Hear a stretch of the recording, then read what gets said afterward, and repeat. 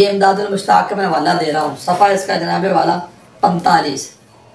7 دیوبندی بزرگ بیٹھے ہوئے ہیں تو ایک جہاز سمندر کے اندر پتہ نہیں کہاں ڈوب رہا تھا، تو دیوبندی بابے نے اکھاں بند کر لیا، سر جھکا لیا، تو ڈوبدے جہاز نوں نا دیوبندی بابے نے بچا لیا۔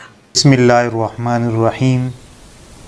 آپ نے اسلام مذہب کی گفتگو سنی کہ یہ اعتراض کر رہا تھا امداد المشتاق کے ایک واقعے کے اوپر، اور یہ تاثر دے رہا تھا کہ یہ شرک ہے۔ ہماری کتابوں میں یہ لکھا ہے کہ کرامات یہ ولی کے اختیار سے نہیں ہوتے، اور یہ لوگ کہتے ہیں کہ آپ لوگ یہ ولی کا تصرف سمجھتے ہیں جو کہ شرک ہے۔ لیکن یہاں پر تو اس کو ولی کا تصرف نہیں سمجھا جاتا، بلکہ یہاں تصرف اللہ جل شانہ کا ہے، لیکن ولی کے ہاتھ پر اللہ رب العزت صادر فرماتے ہیں۔ اسی طرح ان کی ایک کتاب ہے کرامات اہل حدیث۔ پہلی بات تو یہ ہے کہ ان کو اپنے گھر کی خبر لینی چاہیے اور اپنے کتابوں کے اندر جو خامیاں ہیں ان کو نکالنا چاہیے۔ یہ اس سے بہتر ہے کہ دوسروں پر اعتراض کرے۔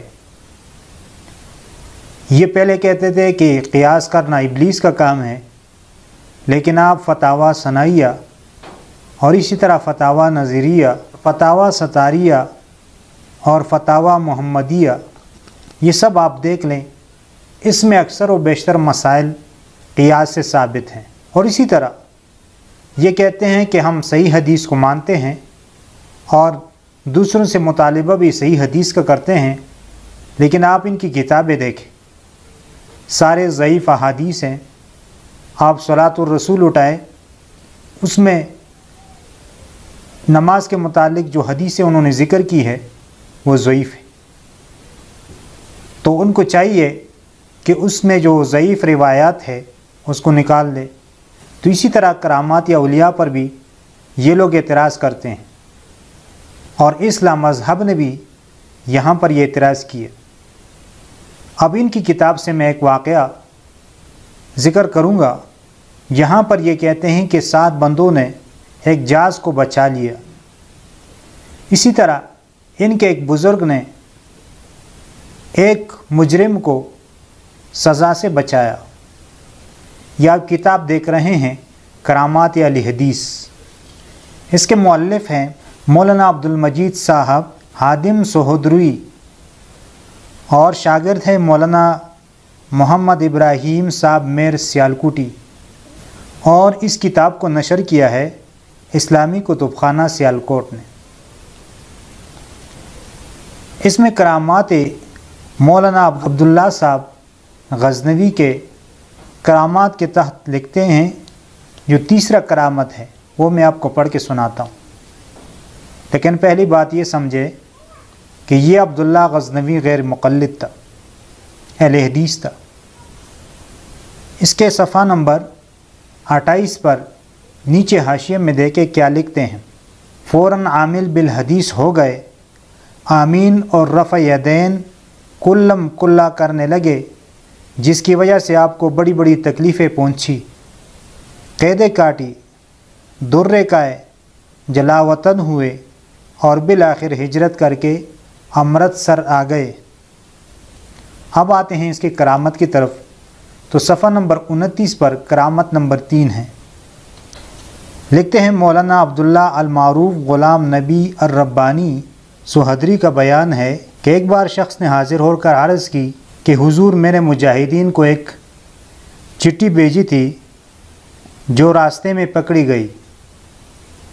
چونکہ میں سرکاری ملازم ہوں اور چٹھی میرے افسروں کے پاس پہنچ گئی ہے، اس لیے اب مجھ پر مقدمہ چلے گا اور نہ صرف ملازمت ہی سے برطرف کر دیا جاؤں گا بلکہ سخت سزا بھی دی جائے گی۔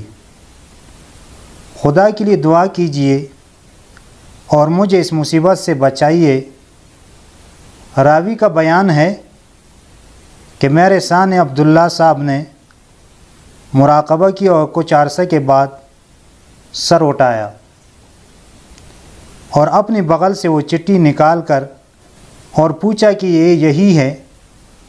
उसने कहा हाँ हुजूर यही है, जिसकी बिना पर मुकदमा चल सकता है।